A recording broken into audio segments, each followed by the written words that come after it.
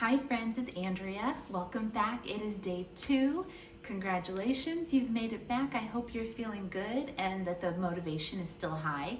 Hopefully the exercises yesterday went well and we are going to build on them today.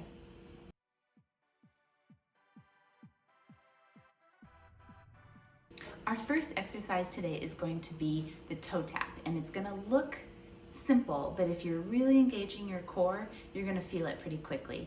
So first we are going to get back down on our back and put your hands down by your sides. And one at a time, bring your legs up to 90 degrees. Okay, now here's the tap. Bring your belly button, pull it down toward your spine so you're really engaging your core. And slowly and steadily tap one foot down and bring it back up.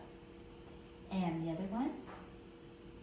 And we're going to do 10 on each side. So here's 2. Breathing. 2. And make sure you're returning to this 90-degree angle.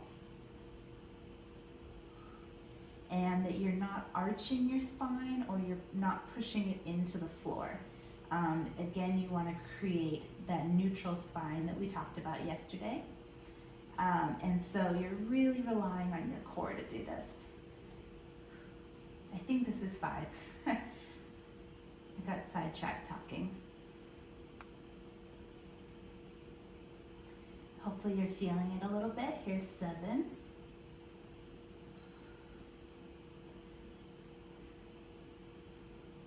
And 8. You're almost there. 9. Keep that core nice and strong.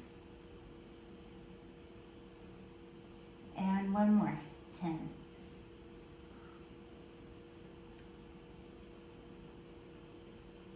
Good job. And relax.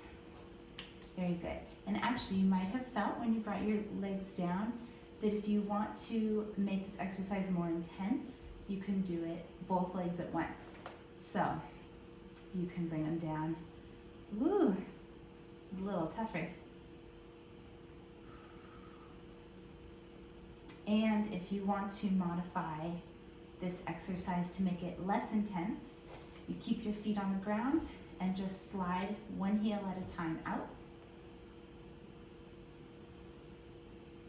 And back, keeping the core engaged, and out, oop. And back. This might be easier with socks on.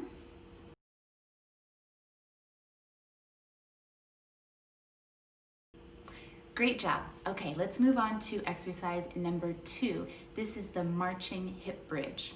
So it's going to build on the bridge that we did yesterday, so it should be very familiar. And then we're just gonna bring our knees up as if we're marching. So let's get back on our backs.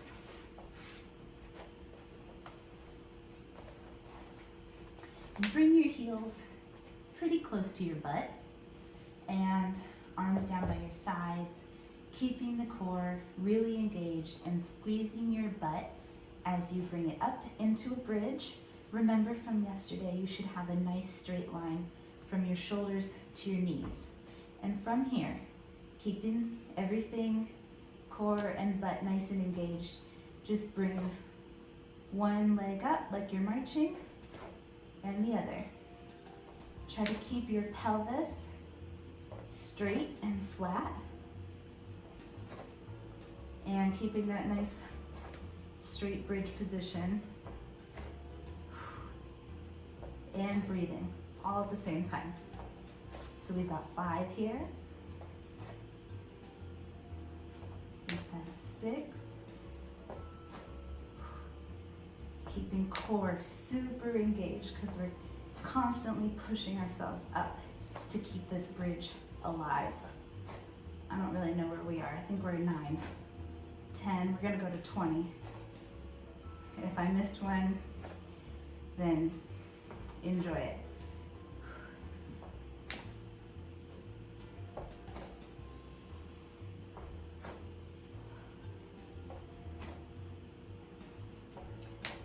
14, 15, how I'm feeling. 5 more. 16, you pushing up with your butt and keeping your core strong. 17, 18, it's easy to let it start slipping down. And last time, 20. And bring it down. Woo, felt that one. Good job.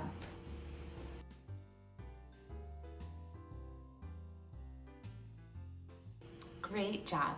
All right, last exercise of the day is a side plank. Just one word before we get started. If you have shoulder, arm, or ankle injuries, this is one that you probably want to avoid. And if that's the case, you can go back to one of our exercises from yesterday and get your third exercise in that way.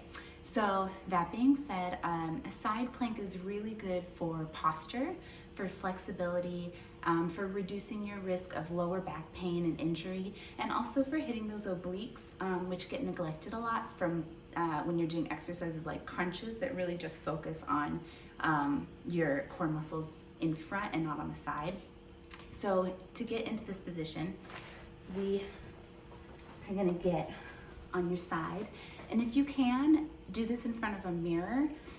It's gonna really help you make sure that you're keeping your form straight and strong, because this one, form's always important, but it's really, really important, and it's easy to not notice if you're starting to sag a little bit. So a mirror would be helpful.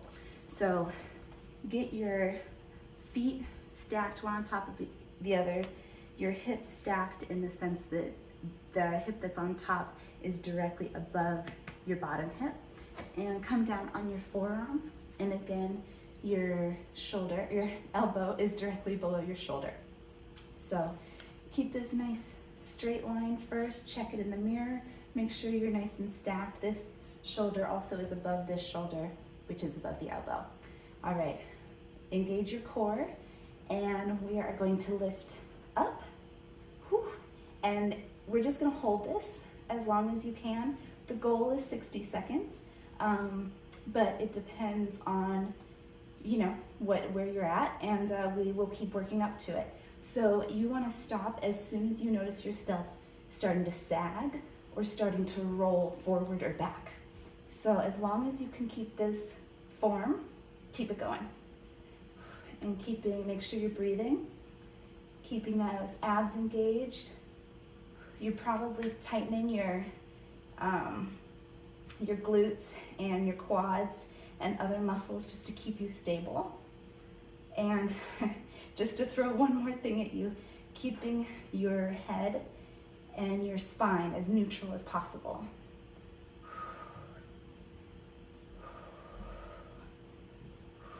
And go ahead, bring it down. Ooh. All right, good job. We did it, or maybe you're still going on your side plank, but great job. Proud of you for doing 2 days, and let's come back tomorrow for day 3.